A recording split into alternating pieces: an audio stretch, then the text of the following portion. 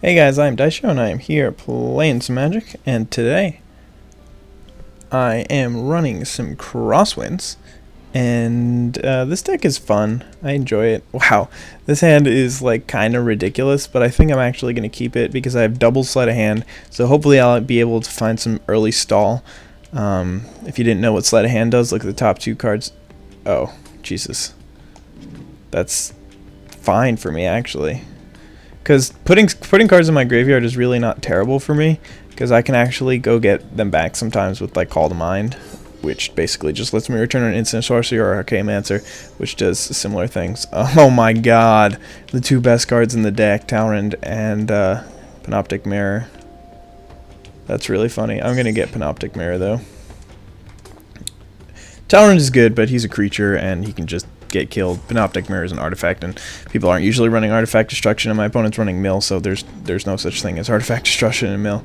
What you got here? Team Scour. Okay, so I'm getting milled like crazy here. I mean, like, the game hasn't even started, and I'm already like most of the way done. Talrand's Invocation is a little bit insane if I put that on the mirror.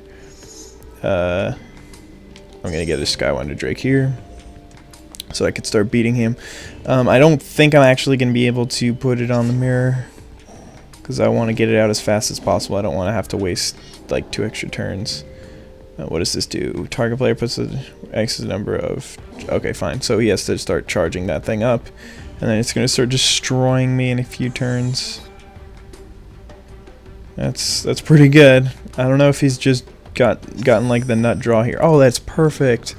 I just need to draw one more land here, and then I think I'm actually... I mean, obviously I'm in ridiculously good position, but I am at 37 cards in library already, and he's at turn 3, so that's a little bit ridiculous. I mean, turn 2 he took me that low, so I mean, I guess it's not that low, but it's pretty good. Just gonna put another charge counter on it. He could do that on my turn too. I don't know if he realizes. But hopefully I draw the land here, otherwise that would be kind of sad. And still, I mean, I'd get over it, but it would be really, really nice to be able to get this Talrand's Invocation on this mirror. Although, now that I think, what is he doing? Crippling Chill. That's terrible. You're not doing it at the right time. If he had done it before I attacked, then he would have saved himself 3 more life. So anyway, I can swing in for 4 now, and then the next turn I can swing in for 7. So 4 now takes him down to 13. Okay, I'm just making sure that it's not going to change the clock if I hold off for Panoptic Mirror for 1 turn. So if I do draw the land, then we'll do that. If not, then we'll just forget about it. Perfect, we did draw the land. So now I'm just going to first swing in for 4 in the air and play this thingy. And it slows my Drakes down for 1 turn. But yeah, because I only have 11 power on the board if I do that, so not worth it anyway. And now this thing is so good. If you didn't read it yet, this exiling thing, and then the beginning of my upkeep deal. So he's still putting charge counters on the grind clock, but I don't think he realizes how quickly he is to just dying outright. Sleep is really good for him, so now I'm really glad I didn't do the other way strategy waypoint thingy. Okay, so before that activates, well, he's doing stuff also, which is weird. Probably gonna make me... Okay, so he's gonna make him do stuff, draw cards and discard cards, but I need to do this before Panoptic Mirror's ability goes off. You need to put the Talrand's Invocation on it. That way I can actually play it for free at my upkeep. Okay. For you. Okay. You get over there, and then this ability goes off, and I can cast this for free. Which is awesome. Make 2 dudes every turn for free. And I'm at 34 cards in library, but I really don't think that he's going to be able to catch up. I mean, he's going to be able to start milling me for 4 every turn with that thing. Nope, he's still putting charge counters on it. I don't know what he's got in terms of slowing me down, but it's this thingy, Tomb Scour. Okay, so I'm at 29. Could have been at 25, but I don't know if that would really make much of a difference here. And I've got 11 power on board, so I can't do that. I can't do anything interesting there. I mean, I can't win the... Oh, that's really funny. He countered my Panoptic Mirror Talon's Invocation. That's really, really funny. Can't play this thing yet. I mean, I could, but I would just have to discard 3 cards to play a 3/5 flyer. Doesn't sound worth it to me. I don't know about you guys, but I'll just play that random dude just in case he's relevant. Because he's always relevant. Unsummon target. Skywonder Drake? No, okay. It doesn't really matter. The clock still doesn't change. He's still taking 9 damage here, going down to 4. So he's still dying next turn, even though... Okay, well... Now... The clock still doesn't change. I don't know why he's doing this. This game is pretty much just over unless he can find a way to kill me this turn, which I don't think he can. Because I'm about to start drawing. Oh, he's finally starting to mill me with that thing. But, I mean, I can't really blame him, I suppose. And he's doing it, I mean, I don't really know what the right way to do it is with that thing. What does he keep discarding? Is he playing like title? Oh, did I pause the game? Whoopsie. Did not mean to do that. Yeah, I mean, putting Talon's Invocation on the mirror is fine. Not quite as good as putting Time Warp on the mirror, but it looks like I should be able to just swing in for lethal here, unless he's got 2 more unsummons with his 1 card in hand. But yep, that'll do it. And I mean, that's kind of how this deck is supposed to work. Not really. I guess it really isn't, because my opponent, that's the problem when your opponent's playing the mill deck. You don't really get a good matchup because they're just working in their own little world and they're not really interacting with you and you're not really interacting with them. So it's not the greatest showcase of the blue deck. So I'll play another game here. Not against this guy though, because just in case he's playing his mill deck with 100 cards in it again. I mean, that's insane. 100 cards. Like, you're playing a different deck every game if you play that many cards. You see different cards every single game. Unable to join. This is ridiculous, by the way. It just keeps like that kind of thing. You just join and then it says unable to join. Join, unable to join. I wish they could, like, I don't know, maybe some people invite their friends or stuff. I get kicked all the time. See, exactly like what just happened. Just got kicked. I wish you could just start by having your deck be a private match. That would be so much better, because then you could just basically not have to deal with that whole thing where you actually finally get into a lobby after 25 times of trying and then the person just kicks you right away. So I don't think this is the guy who I just played, but to be honest, I don't remember. I wasn't paying that much attention to his name. So hopefully my deck will do well. If he's playing Goblins, might not do that well, because I mean, I usually have some early game action. This is a pretty good hand. Not excellent, because I only have 2 lands in it. Got the Cerulean Sphinx, Talon's Invocation, Archaeomancer, Repulse, and Azure Mage. I'm not gonna mull it. He's playing Life Gain. Okay, I can deal with Life Gain, I think. That Moth is really not too bad.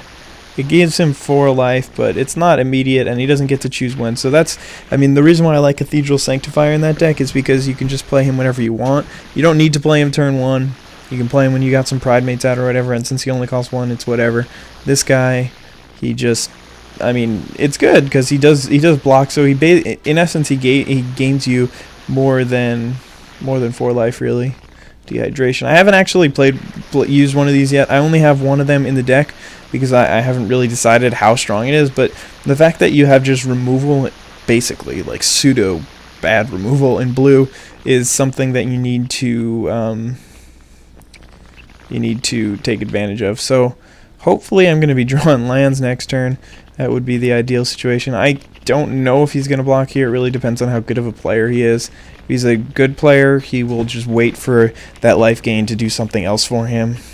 I think, like, or at least until he can play a Rock's Faithmender, because it just blocking there does nothing for him. It just loses his guy. I mean, obviously it gains him 6 life, but that would happen at any other point in the game, so there's no reason to do it now. You may as well wait until it's actually more beneficial to you for you to do it. But either way, he's still in a good position. White Sun Zenith for 1, that would be insane for me right here if he could do that. But okay, so he played a Sarah Ascendant, and now I'm considering repulsing it. Yeah. Alright, I'm repulsing it mainly because I want to draw the card, and okay. That is wonderful. My opponent really didn't want his Sarah Ascendant repulsed, apparently. Not exactly sure what happened there, but I guess this game's over, so hopefully, I mean, I'll just jump right in another one right after this. Maybe I'll just, I probably won't edit that out because I'm kind of lazy and I won't remember to do it.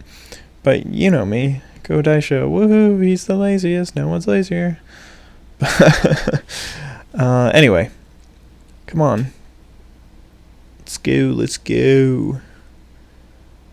Just get to stare at this picture for a couple minutes. Okay, so I guess, yeah, he just lagged out. I figured he wasn't actually quitting because of me repulsing his Sarah Ascendant. That's not a legitimate answer, excuse, reaction. Alright, cool. We jumped right into a game there, so that's pretty good. And hopefully it's not too long because we're already 12 minutes and 45 seconds into this video because of that missed video.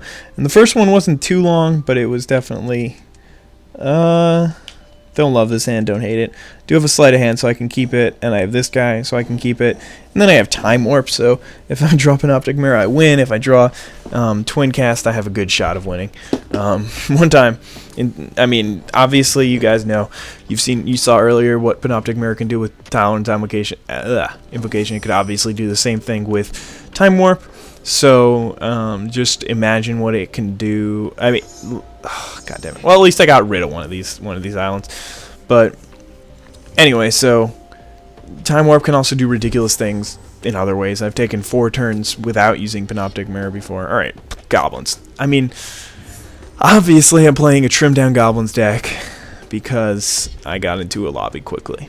Like that's the only logical reason. I'm really surprised that people are playing Goblins in player matches. I definitely expect it in the other thing, in super awesome matches, but in player matches, in ranked super awesome matches, aka ranked matches, but in player matches, I didn't really think that people would be playing it too much. I guess it is a really fun deck to play. Like, it's fun to play aggro decks, at least in my opinion. And hopefully, Blister 6 Shaman. So that thing's gonna kill my Spiketail Hatchling anyway, so may as well just trade them off. So that's pretty good for me, the fact that my Spiketail Hatchling killed a 3-drop.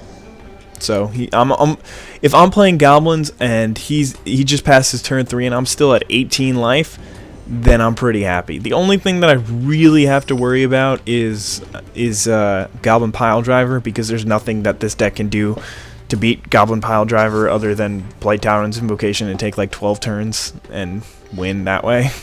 Goblin Warchief isn't great for me. In fact, I think I'm just gonna disperse it, send it back upstairs, save myself 2 life, force him to play it again next turn. So pseudo Time Walk-ish thingy. Especially since he didn't play a land, it's pretty much just Time Walk minus 1 life. Not that card, I meant this card. So now that I have Talon's Invocation out, then that's really, really good for me, because I can start beating him in the air, and he also can't swing him with his Raging Goblin. Depending on what he's got in hand, he could easily have a Shock or a Gem Palm Incinerator.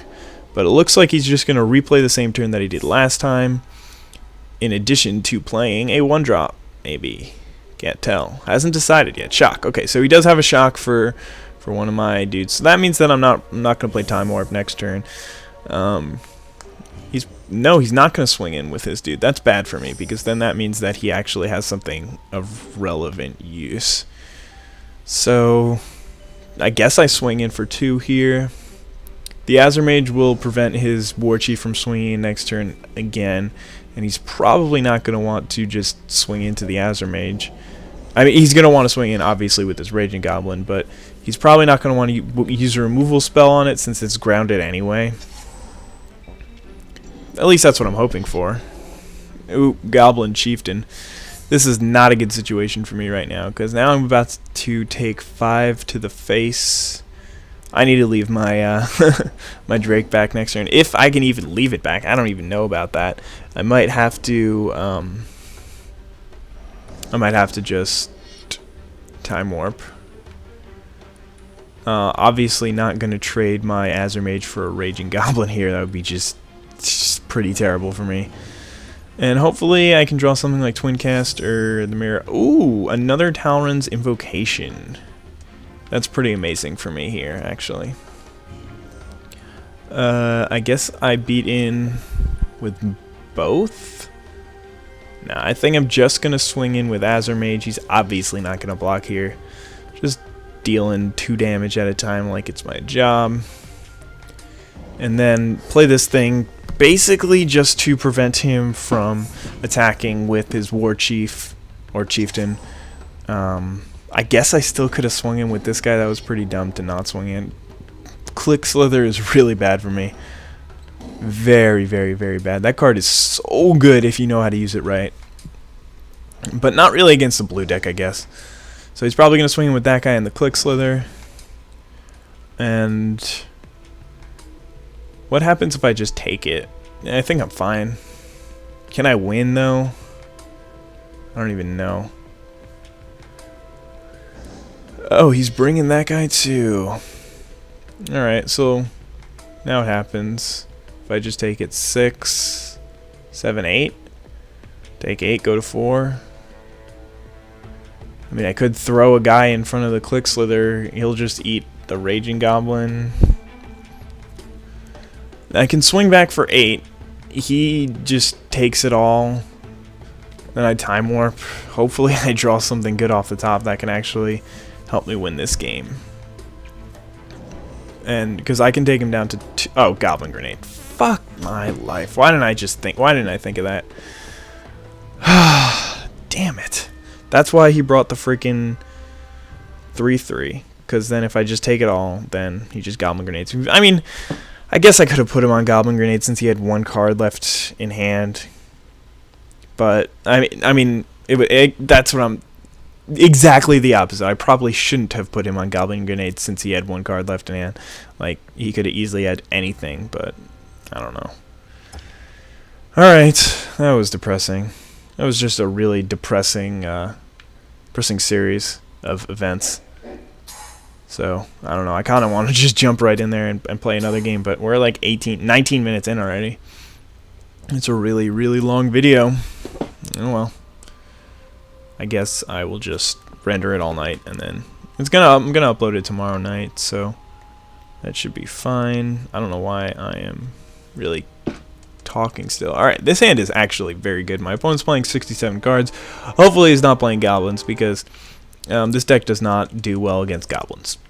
At least the way I have it set up. I don't know if I mentioned this. I may have mentioned it in a previous commentary, but this deck can do alright in the Goblin matchup if you toss in the Kraken Hatchlings and the Fog Banks, but I just don't like. I'm not a fan of running bad cards like those 2 things are, because those are both terrible, terrible cards, by the way.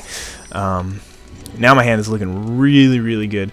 I've got this Mana Leak, so he's going to play something ridiculous next turn. And I'm going to be like, nope, you shall not.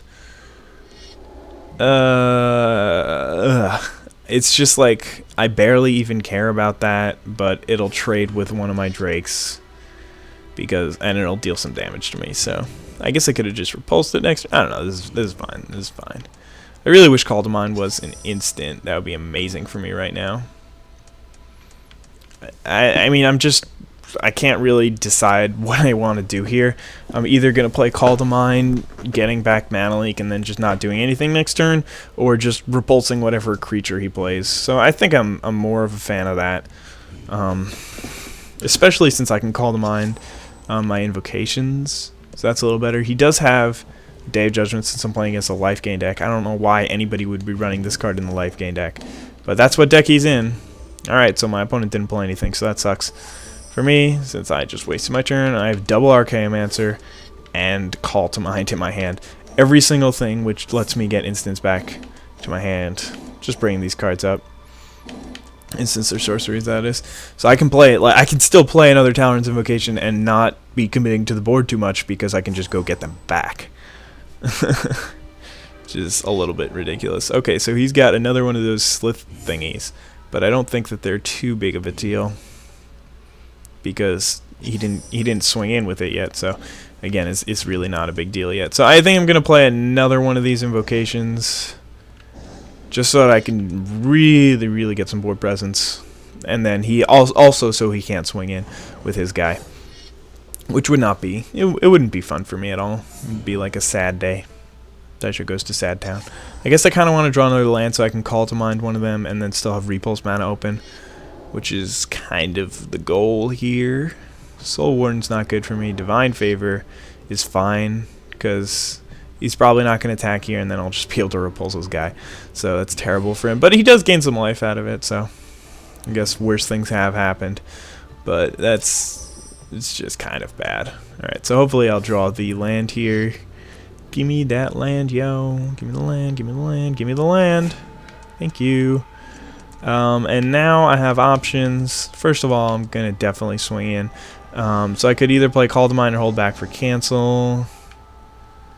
I think I'm just going to hold back for cancel just in case I want to Call to Mind the cancel in the future. But putting him on a 3-turn clock is fine with me. It's not going to be that much shorter no matter what because he's got that Soul Warden out anyway. So Day of Judgment, no thank you. Please go away. Not today, sir. And then next turn I'll just Call to Mind the cancel, and then he basically can't play another spell for the rest of the game. And he should have attacked there. No point in not. Doesn't really matter too much. But I'll go take this back, please. Thank you. And then pretty much now he should be conceding, because even if he draws the other Day of Judgment in his deck, then I can still kill it. Even if he drops a Seraph of Dawn, I can just kill it. There's just nothing he can really do here. And that's the power of the blue deck. Just get flying presence down and then control them for the rest of the game. Bounce their guys. Baneslayer Angel. See, like, he knows I have cancel. There's no point. I mean, there's no point in not playing the thing there, but it's just not gonna happen, sir. I'm sorry. I don't know what to tell you. See, Johnny knows that you should swing in with Soul Warden, and this is a little bit more. Ooh, favorable wins. This is a little bit more how I usually expect it to go.